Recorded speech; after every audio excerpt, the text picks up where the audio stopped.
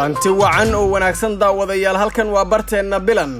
wararka maanta aan idiin haynana waxa kamid ah General Xuud oo tagaya magaalada Muqdisho lana kulmaya madaxweyne Farmaajo maxay ka wada hadli doonaan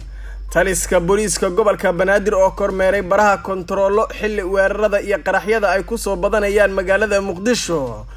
Jubbaland oo shaacisay jadwalka doorashada 6 kursi iyo sidoo kale dowladda UK oo shaacisay mowqifkeeda ku aadan aqoonsiga Somaliland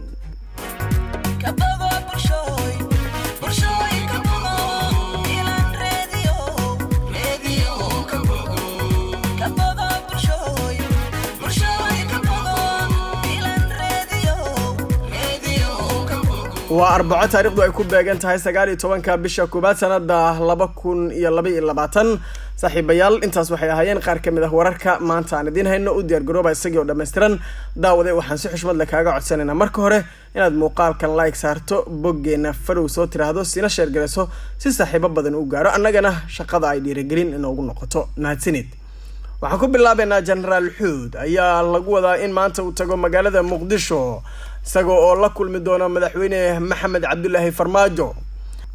saacadaha soo socday maanta ayaa la filayaa in magaalada Muqdisho uu ka dago General Abukar Warsame Xuud oo si weyn uga soo horjeeda maamulka Hirshabelle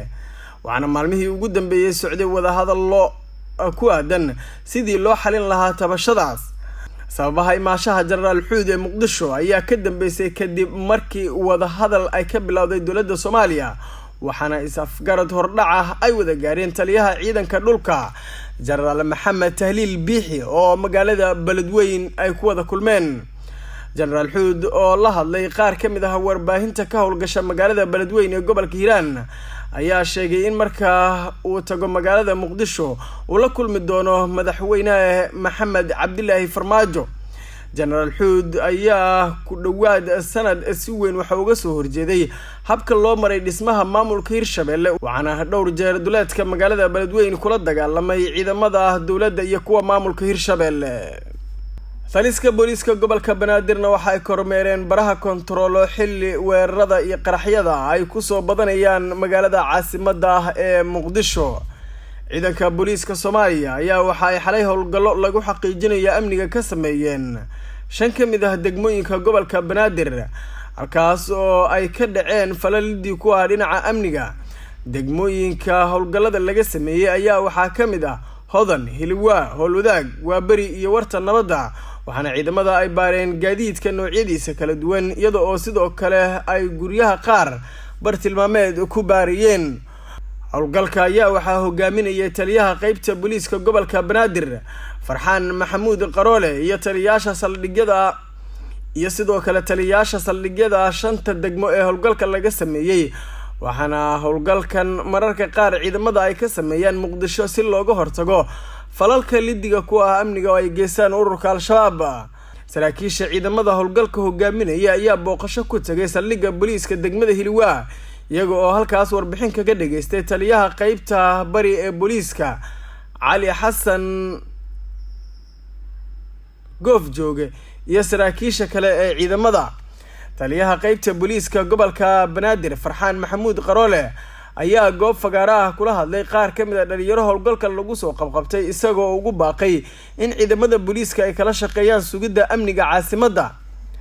intii uu howlgalka socday ayaa saraakiisha uu horkacay taliyaha qaybta booliiska gobolka Banaadir Farxaan Maxamuud Qaroole waxa ay kormeereen isgoysyada baraha kontaroolada oo ay ku sugayeen ciidamada booliiska iyagoo sugaya amniga kuna dhiirigeliyay shaqada qaranka ay u hayaan howlgalkan xalay ciidamada booliiska Soomaaliya ay sameeyeen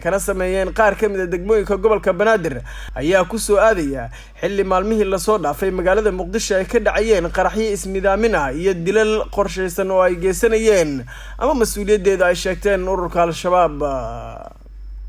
Jubbaland waxa ay shaacisay jadwalka doorashada 6 kursi guddiga hirgelinta doorashooyinka heer dowlad goboleed ee Jubbaland ayaa shaaciyay jadwalka doorashada 6 kursi oo kamid ah 14 kursi ee la shaaciyay 13 bishii 12 2021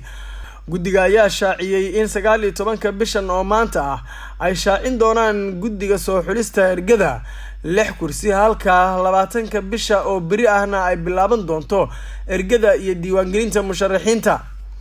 sidoo kale guddiga ayaa sheegay in 22 bishan ay tababarayaan ergada dooranaysa kuraasta golaha shacabka, sidoo kalena 23 bishan oo ku beegan maalinta axadda ee toddobaadka soo socda la qabanayo doorashada 6 kursi.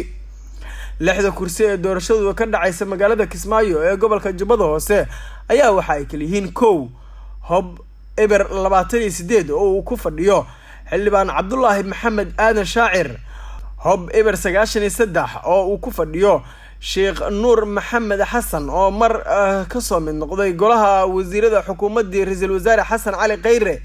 Hob 107 oo ay ku fadhiso Xawa Maxamed Aadan, Hob 111 oo uu ku fadhiyo xildhibaan Maxamed Nuur Iftiin Shambara, Hob 114 oo hore ugu fadhiyay Cabdulqaadir Maxamed Xuseen,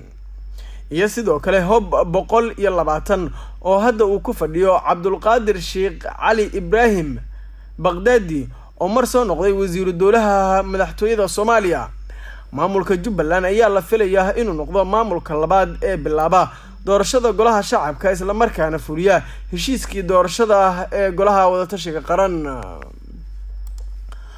ugu dambeyntiina dowladda UK waxa ay shaacisay mowqifkeeda ku aadan aqoonsiga Somaliland.